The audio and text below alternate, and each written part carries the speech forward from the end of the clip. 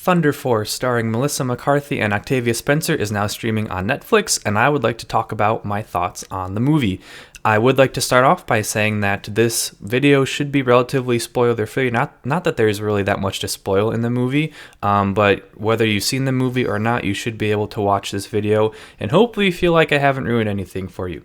The general plot of this movie is in the 1980s, a mysterious asteroid struck Earth and granted some people, not all people, but some people got superpowers. And all of these people that got the powers conveniently or inconveniently became evil. Like they all turned to lives of crime, they all became kind of deviants, and they have been labeled as miscreants.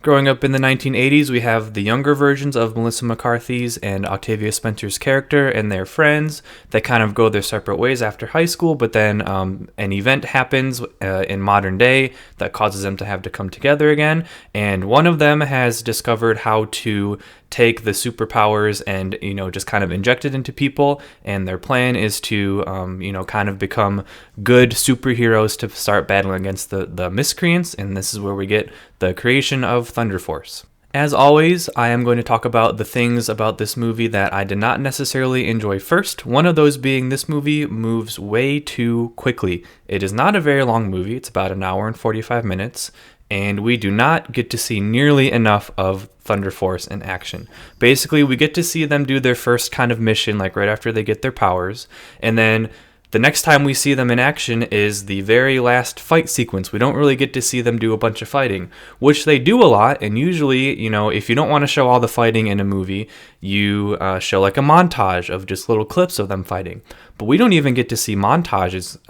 What we see are clips of the bad guys that they've caught, just kind of like tied up or whatever, and everyone's like, yay, Thunder Force. So I don't know if the budget was not large enough for this movie to be able to show all those fight sequences, but there definitely was not enough action from the Thunder Force for me in this movie. I honestly was thinking that this might have been a really good movie to adapt to a series where, like once per episode you get some action sequences. I think that would have been just a little bit of a better of a paced medium for this instead of a movie. The other kind of nitpick I had with this movie is later on in the movie, in the second half, there are two sort of plot twists that happen, and again, I'm not going to spoil what they are. One of them is, both of them are relatively obvious. One of them, though, is pretty much unresolved. Like, it happens with maybe like 10 minutes left in the movie, and then it's dealt with, and then we don't see like any of the ramifications. It's like, oh, so you're not just going to, show us what happened with that thing.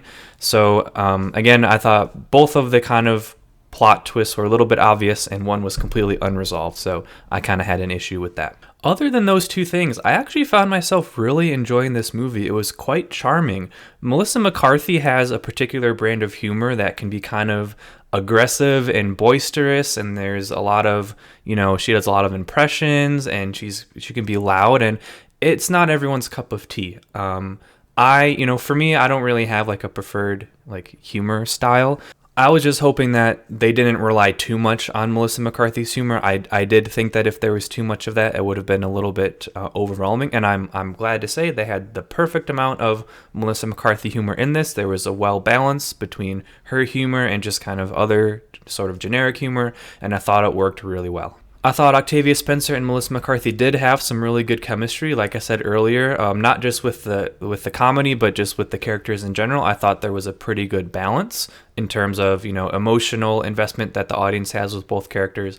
It didn't spend too much time on either one. We get about equal time with both. There was a brief moment where we get to see a side of Octavia Spencer's character that we hadn't seen before, and I was nervous that her character had just all of a sudden changed, and she was now going to go from like how she had been before to just this new different character, just kind of fit with the tone of the movie and to better match with Melissa McCarthy's humor.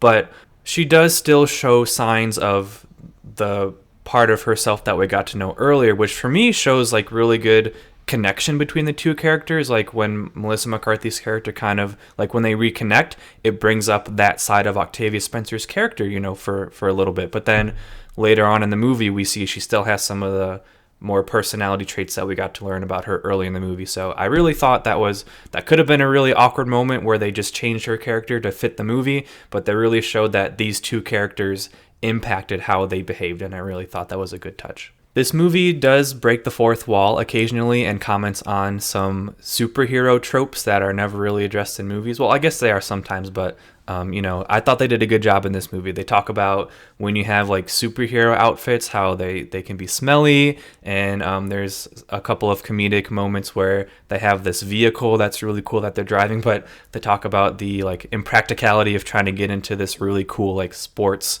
vehicle in their suits, and it's really impractical. So I appreciated the kind of fourth wall breaking commentary on superhero tropes. Without a doubt, though, for me, my favorite part of this movie was Jason Bateman. When he first shows up, I was a little bit concerned that he was only going to be in this movie for about 5 minutes for the one scene, and I was very pleased when he kept popping up and was present in the movie through the end. I'm not going to spoil what his character is, although Netflix, when I was looking at this movie, Netflix, like on the main poster screen on the website, does have like him there, so that's kind of a spoiler, but just his chemistry with Melissa McCarthy is great. Their comedy together is fantastic, and I thought Jason Bateman just completely stole the show. And he's somewhat integral to the plot. He's not just like one of those characters that doesn't do anything, is just in there to steal the show. He's in there. He steals all the scenes, but he's also important to the main story. So Jason Bateman for me was definitely my favorite part of this movie. Yeah, so overall, I really enjoyed this movie. Is it completely original? No. Is it gonna like stand out as one of the best movies of the year for me? Probably not. But it's way better than the stuff that I'm used to seeing from Netflix. Like Netflix usually pumps out a lot of sort of average to below average movies. And I think a lot of people will think this movie is average, but when I compare it to my own expectations, this movie definitely exceeded those. So I thought it was a really charming movie. I thought it was funny. I found myself genuinely laughing throughout the movie, pretty hysterically at a couple points actually. So overall, I really enjoyed Thunder Force. There are my thoughts on Thunder Force. Have you seen the movie? If so, let me know your thoughts in the comments down below. Thank you so much for watching, and be sure to stay tuned for more.